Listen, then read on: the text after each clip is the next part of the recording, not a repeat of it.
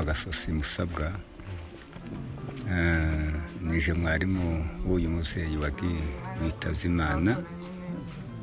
Tubanza guheza pore kuri uyu muryango wabuze uyu mukecuru, ariko n'itorero ryacu naryo turihaye pore kuko ari umukristo wacu. Uyu mukecuru yakoze neza, yari umukristo. Burya umukristo azamenya undi mukristo, kandi n'umuyumba akamenya undi muyumbi.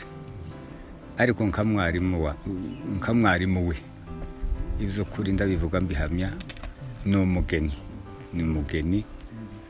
Nico gituma tugomba kwihangana kuko tuzi iyo yagiye. Ni umugeni rwose yatashe. Iwacu ibintu bakoraga umugeni iyo yavaga mu rugo, abantu barababaraga bakarira, ariko iyo yagiye baranezerwa bakishima. Hano ko turarira, ariko uyu muvyeyi iyo yagiye bariko baraseka. Ni umugeni. Ibintu yakoze mu itorero, yakoze imirimo myinshi. Hari ivyo tuzadutanga vy'amarimboko, nejo twari ko tubireba, aravivuye. Ni umugeni w'Imana. Aho ikanisa ryarakundutse, ngo rimare gukunduka, umuntu watanze mbere ku bintu byo gukora urusengero niwe. Amarimboko yayatangaga, kandi akaba umuntu yishimaga cyane mu itorero, akishima. Ni umuntu wagiraga ibyishimo. Ni umuntu wakundaga gusubira mu ndirimbo. Ni umuntu wakundaga gushima atamba. Yari umutambyi mu nzu y'Imana. Nico gituma turiko twihangana tukavuga ngo ni umuntu w'Imana, nubwo tubabaye, ariko iyo yagiye ico tuzi nuko bishimiye. Mu buzima bwe by'umwibukiraho ntashobora kwibagirwa, kandi nabwira uwari we wese. Mfite abashiki banje batari bakeya, ndetse n'abakuru banje n'abarumuna banje. Uyu mushiki wanje mwibukira ku kintu cyo kuba open cyangwa ouvert. No kuvuga ngo ikintu kiri ku mutima we, cyane cyane nk'icyagaye. Muri umuntu akenshi iyo umuntu avuga ku mugaragaro, ni umuntu uvuga ikiri ku mutima. Kandi iyo umuntu avuga ikiri ku mutima, ni umunyakuri. Kuko akenshi umuntu atavuga ikiri ku mutima ntakura bafite. Ariko ikintu cyo kuvuga icyo agaye cyangwa icyo ashimye, kandi atakubebera, icyo kintu rwose ndakivuga nk'ukizi. Ni ukuvuga ngo nimba ikintu kitagenda, hari icyo agaye, hari icyo ashimye, byose arabivuga akabishyira ku mugaragaro. Icyo kintu rwose muri bashiki banje nakimukundiraga. Kandi akaga n'ikindi kintu, urabona kenshi araho usanga umuntu agira nk'abo, kuko afata abantu ugasanga hari bamwe afasha ko ari bakuru, bandi agafata ko ari bato. Iwe yaba ari umwana wese baraganiraga kaho nk'umuntu bangana. Yaba ari umukuru ni kwakundi, usanga uwo ari we wese amwiyumvamo, kandi uwo ari we wese bafite uko baganira, kandi akanavuga. Ni umwegakazi, umukobwa w'abega kabisa, uvuga atarya umunwa. Nkaba nongera gushima imikorere ye. Ni ukuvuga ngo urugo rwo kwa Ruterera, ubwo isebukwe, yabaye inkingi ikomeye. Umutware we yitwa Yubi, ariko ntabwo ubutware we bwagarukiye mu nzu ye. Wasangaga n'inzu yose yo kwa Ruterera, kuko byonyine ubirebera mu bavandimwe b'umugabo uko babana. Usanga rwose ari nk'umubyeyi wa benshi muri bo. Rero yitwaye neza kandi yahahiye urugo rwe, yaruhagazemo araruhahira mu gihe gikomeye, mu nzira nyinshi abantu bagenda banyuramo. Ibyo yarabikoze pe mu butwari, icyo ndakimushimira. Nkaba nshima Imana kuko atarushe, ntiyarusha mu gihe cyo kwitaba Imana kwe, ntiyaririye umubiri ngo bigore byenda abamufite, ibyo byarushe. Ndashima Imana kuko Imana yamushoboye, yakoze ibyo bintu. Kandi n'abana hari abatari bari hano, ariko byose bigashoboka kuko abana bahaba. Icyo kintu turashimira Imana, natwe tukaboneka, kuko hari bashiki b'umuntu cyangwa abavandimwe usanga badahari, ariko twe byaradushoboye kuko tuboneka. Rero ndashima Imana, Imana yo mu ijuru imuhe urukundo rudashira. Ngenda umukristo naho naterwa n'ibyago nkaba no ku rugamba.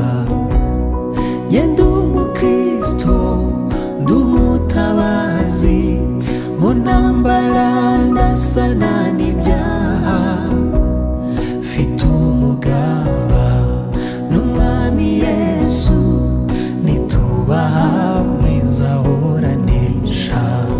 Mfite umugaba n'umwami Yesu, nituba hamwe nzahoranesha.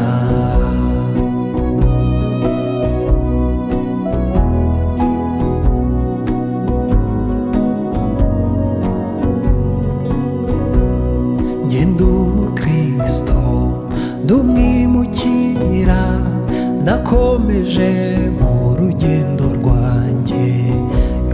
Ibyino mu isi ndabihinyuye, sigaye nifuza ibyo mu ijuru. Ngenda umukristo gakondo yacu iri mu ijuru ku Mana yacu. Nzaribayo nta n'imiruho, abaho bose baguwe neza. Nzaribayo nta n'imiruho, abaho bose baguwe neza.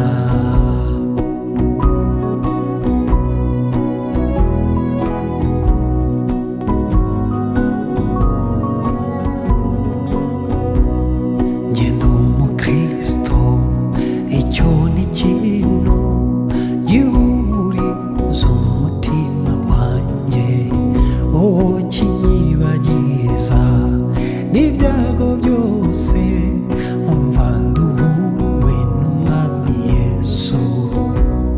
Ngenda umukristo uko ndi kose, maze ninumirwa ngiye gupfa. Ikanisa ryacu cyane ni abagabo baza bita ku bandi, ni abagabo batazibirengagiza umuntu. Urabona njyewe ndashaje, ariko bagenda babashaho bakankubita inkokora bakansubiza inyuma, ariko ntabwo baransunika. Imana ibaheze umugisha. Reka nshimire abagore b'umukuru nziza. Abagore b'umukuru nziza bakundaga mukecuru, baza bavugiriza agarwara, bakaza batanguranwa bose. Sinzi amazina yabo, ariko bo baranzi kandi bari bazi mukecuru. Bakamubwira ngo mukecuru yarwaye, mukecuru yarwaye, kandi umuntu arwarinjira agasoka akagenda. Abenshi baza kumusura bagasiga bamuhaye n'ifu. Rero ngo ati sinzi abantu b'umukuru ko babaye. Ese bazabafaranga ngo nzozigira gute? Ndabashimiye mwa bakecuru n'abakazana banyu n'abakobwa banyu. Imana ibapera umugisha. Reka ngaruke kuri bano bana banjye. Uyu mugabo yanishaje akiri umwana.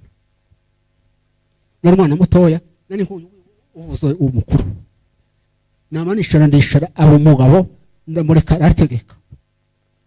Kugeza n'ubu hazabo bambwe batse uko wabaye cyo ubona ngo duhamagara ngo tubwire ngo tukore gutya. Toya nibabyarike. Sinabyaye ngo muzoshungure mutegeke. Ndasura kubaka amategeko, ndasura ku mategeko mushaje. Barategeka. N'ubu nabagabo ndabashimiye rwose. Kandi ntabwo baragira amakimbirane. N'abana babo niko nabona niko batangiye. Imana ibapera umugisha. Ndashima Imana yuko turi amahoro. izina ry'Imana rihabwe icubahiro. Ndashimira ko tugeze ku munsi mukuru wa mukecuru. Mukecuru namuvugaho byinshi ariko nzabivuga igihe cyose nzagera hano mu itorero ryacu. Sinzibaga mukecuru ari matambira Imana, sinzabyibagirwa. Imana yo mu ijuru ihabwe icubahiro. Icya kabiri, mukecuru ari umutoza wanjye mu buzima bw'umwuka. Buri gihe najyaga gutarama akambwira ngo ujye utarama nk'umukristo, utarama nk'umukristo. Imana yo mu ijuru ihabwe icubahiro. Ikindi cyongeyeho, ndashimira Shemeke, ndamukunda cyane. Uyu uvuye kuvuga mutoya, impamvu mukunda nuko yankundiye mukecuru pe. Najyaga mu gitaramo nkamara iminsi 2-3 ariko nkumva ndahumuritse, kavuga ngo kuko Shemeke hari n'amahoro. Shemeke Imana mujugure neza. Ikindi cyongeyeho, mukecuru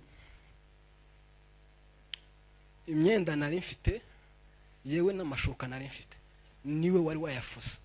Murebe ukuntu ngana, ariko mukecuru yakimfurira imyenda. Ngo umwana w'abega yanga umwanda, twaganira ngo umwana w'abega ngo nanga umwanda.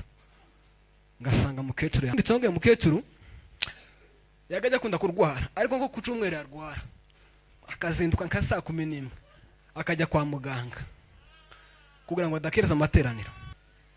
Hari igihe umuvugabutumwa abwiriza ariko akabwiriza ibyasomye ariko bitamubamo, ariko yari umuvugabutumwa ubwiriza ibimubamo akabihuza n'ijambo ry'Imana. Yari umukristo. Hari ibintu 3 ari byo mvuga mbone gushimira abantu nanga umwanya.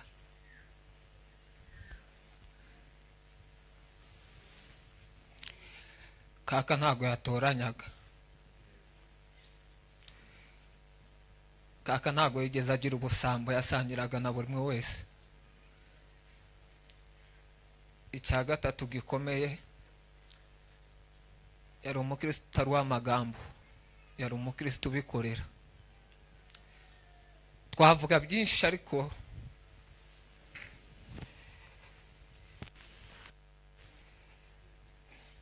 nuko bitakunze umwanya nuza kuboneka muduhe dutambe. Si dutamba kubera ko ari mu mubiri, dutamba kubera ko hari icyo dutambiraho. Amen. Umwanya nuza kuboneka. Ndashimira abaturanyi bacu Rwamagana, Imana ibaha umugisha. Ngize mvuge buri umwe hariho nasimbuka nibeshe nawe wakwibesha bikaza kugaragara nabi, ariko akarere k'i Rwamagana turabashimiye. Imana ibaha umugisha uhereye ku baturanyi, abo dusengana mwese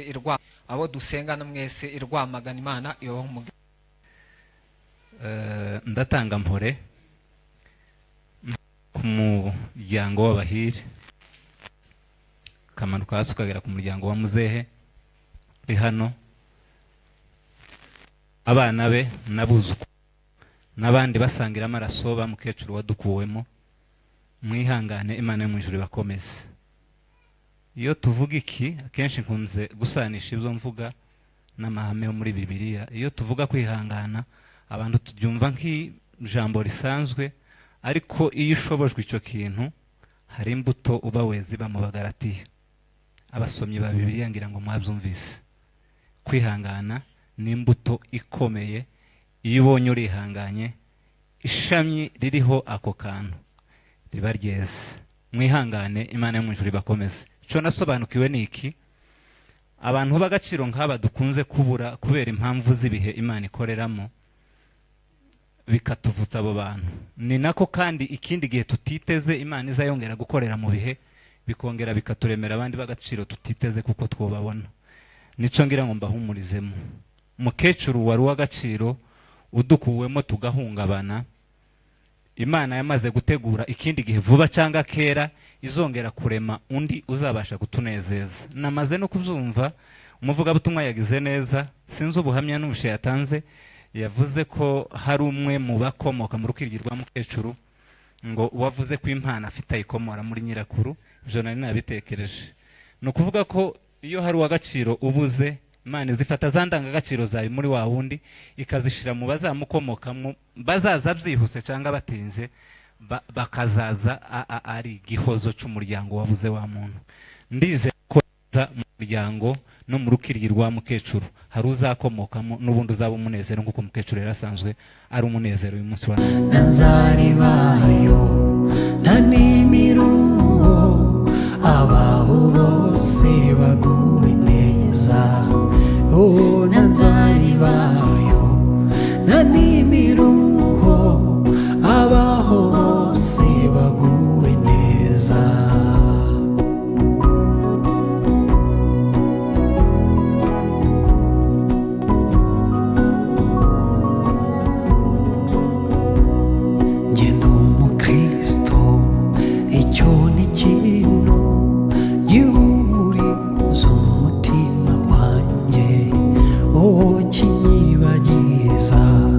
N'ibyago byose umva nduhuwe n'umwami Yesu. Genda umukristo uko ndi kose maze ninumirwa ngiye gupfa nzagira ibyishimo bitavugwa nzabona ihirwe ngiye mu ijuru. Oh, nzagira ibyishimo bitavugwa nzabona ihirwe ngiye mu ijuru.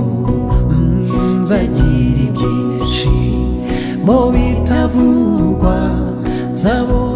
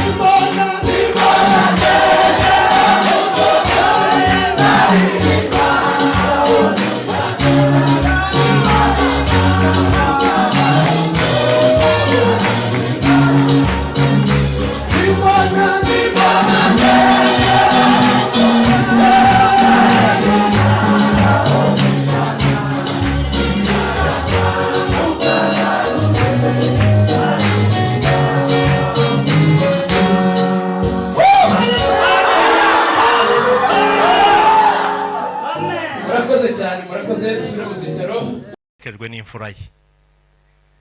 Nabyo byazaga kudakunda. Murabizi ko ari bwo akija muri Amerika ngewe tuvugana yampaga icyizere ariko umunsi wa kabiri nkumva hajemo utuntu tudasobanutse. Nongeye kubona message ye ari Buruseli ambwira ati ubu nuriye indege ndaje. Birashimishije rero ko aherekejwe n'imfura ye. Nawo n'umugisha n'ibyishimo mu bindi. Byari kuba bibishye cyane iyo tuza kuba turi kuvuga aya magambo udahari uri gukurikira kamera gusa. Ntabwo mvuze ko imfura ziruta abandi bana nanjye ndo hagati ariko nyine hari privilege nature yahaye abavutse mbere. Ibyo ngibyo ntitwabyirengagiza. Hari amagambo tumenyereye kuvuga uyu munsi ntabwo turi buyavuge twahisemo kutayavuga. Tuvuge ko ikiriyo rusange kirangiye ariko ikiriyo cy'umuryango kiracyakomeza. Niyo mpamvu tugikeneye igihe gihagije kugira ngo abana bakire ibyabaye. Hari ubwo abantu batwarwa n'amarangamutima muri uyu mwanya dukeneye uwo mwanya. Hari amagambo tumenyereye kumva abantu bakiri muri uyu mwanya ndetse n'isanduku rikiri imbere, twasanze bitari ngombwa ko bivuga. Umunsi wabyo nugera tuzabivuga mu muryango, tuzabyiga uko mukuru wacu azabaho, afite abana, afite amaboko, afite barumuna be benshi, umuryango uzabyiga. Mu by'ukuri si ngombwa ko iza kuba topic yo kuganirirwa hano. So mu izina ry'umuryango turabashimiye kandi tukaba tubamenyesheje ko ikiriyo cya Zerabukuru cyari kiduhurije hano kuva kuwa gatatu gisojwe ku mugaragaro uyu munsi. nzagira ibyinshi